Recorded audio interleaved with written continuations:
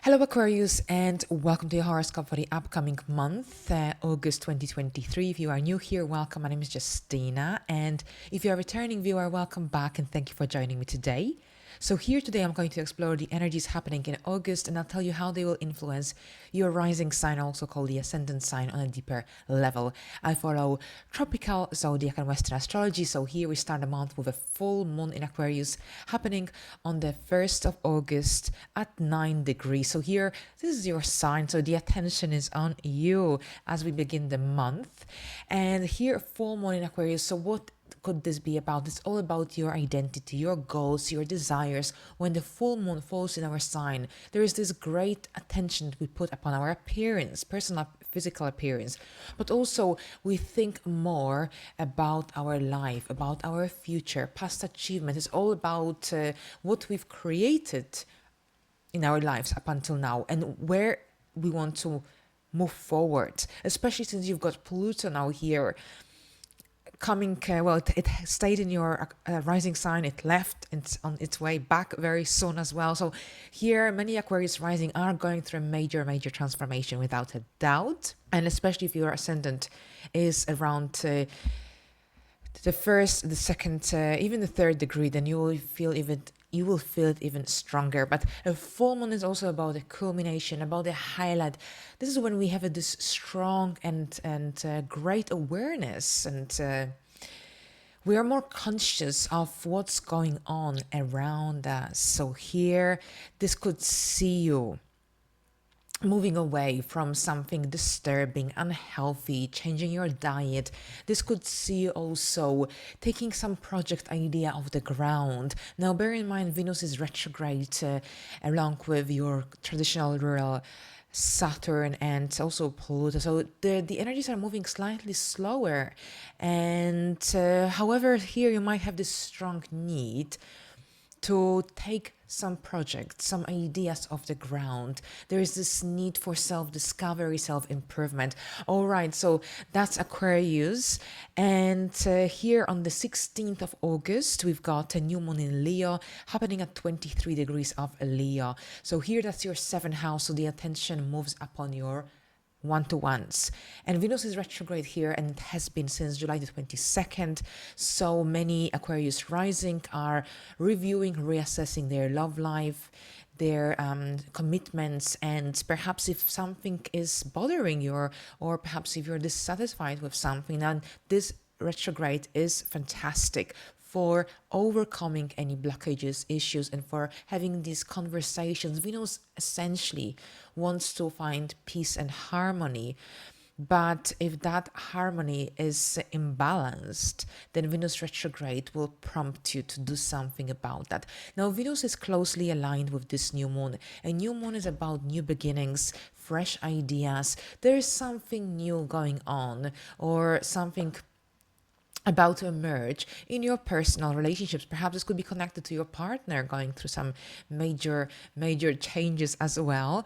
But we've got Uranus present here, and there's a square to Uranus, so perhaps there is a need for making some readjustments at your home, and perhaps you'll be making having some important conversations, brainstorming with your partner. Perhaps you might not be on the same page, or perhaps it could be that something is delayed. Perhaps if you've been planning a renovation, or even if you've been planning to do something with your partner, going on a date night, perhaps something at your home will require your attention, and you will have to perhaps go with the flow and be flexible. Lots of fixed energies at this point. Of course, your rising sign is a fixed sign. Leo is a fixed sign. So it might be slightly more difficult than usual to be flexible, but perhaps this is the case here and the way to go during this new moon, because generally you might have to change your plan, or perhaps there could be a situation that suddenly requires your attention, and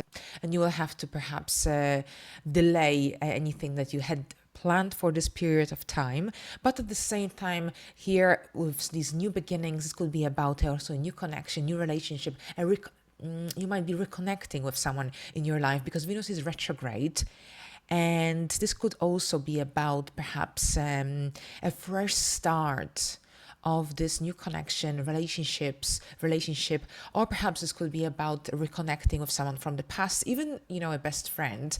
But there is something from the past that is playing an important role during this new moon. Overall, this could be also about new contracts, new agreements. Perhaps you're moving into a new property and you need to sign some documents, but your landlord, is creating some obstacles, delaying the move day, for example. But as I said, there is some kind of clash of energies happening connected to your home and requiring you to be more flexible or to incorporate a more flexible approach during this time. But overall, new beginnings connected to relationships, partnerships. So we will explore it further closer to the day. But here, moving forward on the 23rd, we've got a Mercury stationing retrograde at 21 degrees of Virgo. So here, Virgo, that's your 8th house. Mercury deals with communication, rational thinking. This is when generally communication, but also transportation. And the 8th house is the house of debt, investments, insurance payouts, for example, but also anything to do with intimate relationships, deep and soul-like connections. Virgo is connected to precision. So here when Mercury is retrograde in Virgo, it might be difficult to generally concentrate on task at hand. It might be difficult to be consistent, to have this attention to detail. So especially for those of you who are involved in careers connected to accounting, finance, banking, anything that requires that good eye for detail, anything that requires precision and discipline, here you will have to make sure that you generally take a slower approach, but you double check everything, because it's very easy to forget to attach a file to an email. It's very easy to just click send before even finishing the sentence. So these little things might come up, but also this isn't a good time for making any major investments, for taking any big loans, for generally committing to something risky that would have a long-term effect upon your financial era, especially since Saturn is now in your 2nd house retrograde. But regardless of that, Saturn is here to teach you discipline, consistency when it comes to that cash flow and your money spending habits. So Mercury retrograde would be a great time here in the 8th house for looking at your financial situation from a slightly different angle. Perhaps if you have a mortgage, or perhaps if your money is invested in the stock market or in shares. This is a good time for reviewing, reassessing, and this is also for realizing whether you should carry on, whether you need to implement some changes or implement some adjustments, whether these investments that you may have are beneficial for you or whether they are not and something needs to change. This is also about taking a look at your credit card statements as well. Now, at the same time here with Mercury retrograde, this could also see you having important conversations with your significant other regarding the future of your relationship. This is the house that deals with joint finances, joint resources. So this is also a time when you might be discussing the financial situation within your union, within your relationship, or perhaps within your partnership, if this is connected to anything to do with your business partner. All right, so that's until the 15th of September. Then we've got Mars moving into Libra on August the 27th. Libra, this is your 9th house. The 9th house deals with foreign places, foreign travel, life direction, life principles, life philosophy, higher learning. So here with Mars in the 9th house, there is this usually need for broadening your horizons, for getting involved in activities of an expansive nature. So generally you need that stimulation, you need a little bit of adrenaline. So perhaps for some Aquarius risings, it could be a good time to go to a theme park. You might enjoy generally getting involved in activities that are adventurous, spontaneous. So here, this could be about traveling, because many Aquarius rising will be traveling around this time. So here, the end of August and throughout September. On a different level, this is about perhaps applying for a course of study, something that could help you to progress in your career, because whatever we do during ninth house transits, especially connected to our career or education, this has an impact upon our career growth and development. So here, if you get engaged in activities that could help you to progress in your career, then when Mars moves into your 10th house, you will be equipped with brand new tools, and this could be like a breaking point for you to a certain extent. Now, on a different level here, this could be also about having this strong need, desire to finally renew your passport, renew your ID. That's the house of legal matters as well. This could be also about your involvement in a court case. Or this could be also about having a strong desire to improve your astrology knowledge, for example. And here, whatever that you do, you will enjoy getting involved in activities that will help you to learn something new, to expand your horizons, to expand your wisdom. Now, here on the 28th, we've got Uranus stationing retrograde in Taurus. Here, Taurus, that's your 4th house. So here, 4th house deals with our home and family foundation. I'm sure you're aware of that, probably after all these eclipses that you had in the last 2 years, more or less, since the late 2021, and you still have one to come. So the story hasn't ended yet, but now the nodes are out of these areas of life.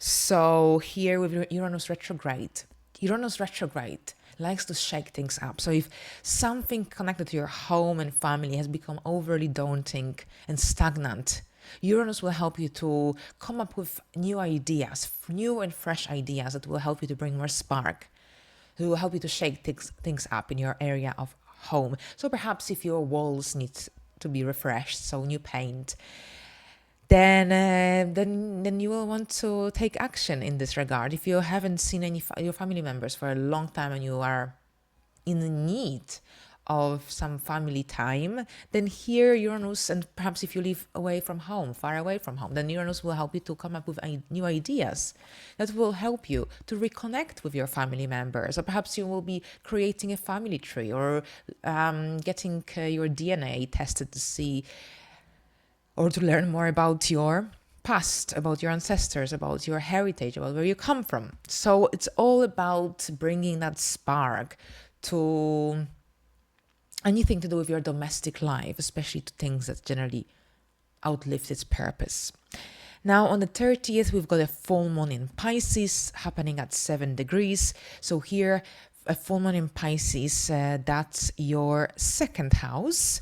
The 2nd house deals with our money, our income, resources, possessions. You've had Saturn here since the 7th of March. So I'm sure many Aquarius rising have gone through different sort of perhaps realizations and new experiences that would generally prompt you to work on your financial area.